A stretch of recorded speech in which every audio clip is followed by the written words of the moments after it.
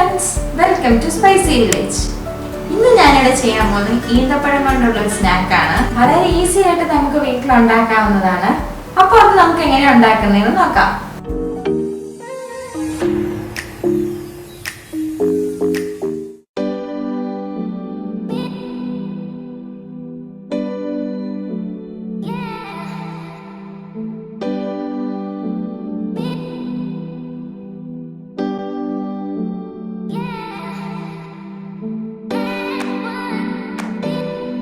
ആദ്യമേ തന്നെ കുരുകളഞ്ഞ ഈന്തപ്പഴം ഒരു മിക്സിയുടെ ജാറിൽ ഇട്ടിട്ട് നമുക്കൊന്ന് ക്രഷ് ചെയ്തെടുക്കാം.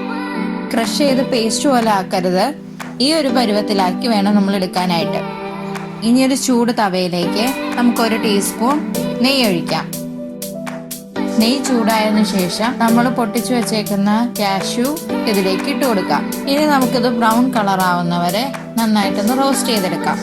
ഇപ്പോൾ ഇത് നന്നായി റോസ്റ്റ് ആയിട്ടുണ്ട്. ഇനി നമുക്ക് ക്രഷ് ചെയ്ത് വെച്ചേക്കുന്ന ഡേറ്റ്സും കൂടി ഇതിൻ്റെ കൂടെ ചേർത്ത് കൊടുക്കാം. ഇനി നമുക്കിതെല്ലാം നന്നായിട്ട് ഇളക്കി ഒന്ന് യോജിപ്പിച്ചെടുക്കണം. ഇപ്പോൾ ഇത് നന്നായിട്ട് മിക്സ് ആയിട്ടുണ്ട്. ഇനി നമുക്ക് ഫ്ലെയിം ഓഫ് ചെയ്ത് വേറെ പാത്രത്തിലേക്ക് മാറ്റാം. എന്നിട്ട് ഇത് തണുക്കാൻ വെക്കാം. ഇപ്പൊ 5 മിനിറ്റ് കഴിഞ്ഞിട്ടുണ്ട്. ഇനി നമുക്കിത് ചെറിയ ചെറിയ ഉണ്ടകളാക്കി മാറ്റാം.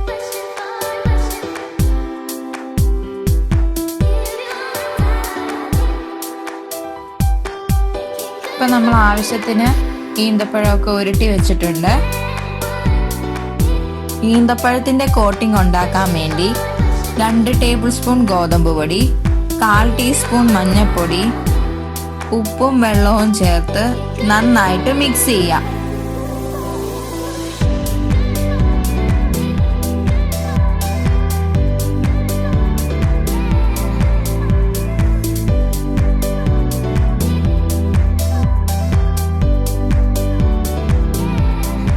മിക്സ് ചെയ്ത് ഈ ഒരു പരുവത്തിലാക്കി എടുക്കണം. ഇനി നമുക്ക് ഫ്രൈ ചെയ്യാൻ തുടങ്ങാം. ഈന്തപ്പഴം വറക്കാൻ ആവശ്യമായ എണ്ണ ഒരു ചീഞ്ചട്ടിയിലേക്ക് ഒഴിക്കുക. ഇനി നമ്മൾ നേരത്തെ ഉരുട്ടി വെച്ച ഈന്തപ്പഴം മാവിൽ മുക്കി എണ്ണയിലേക്ക് നമുക്കിടാം.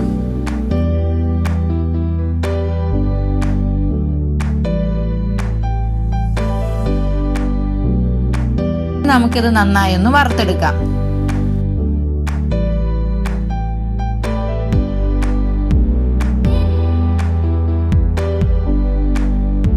നന്നായി വറുത്തതിന് ശേഷം നമുക്കിതൊരു പാത്രത്തിലേക്ക് മാറ്റാം.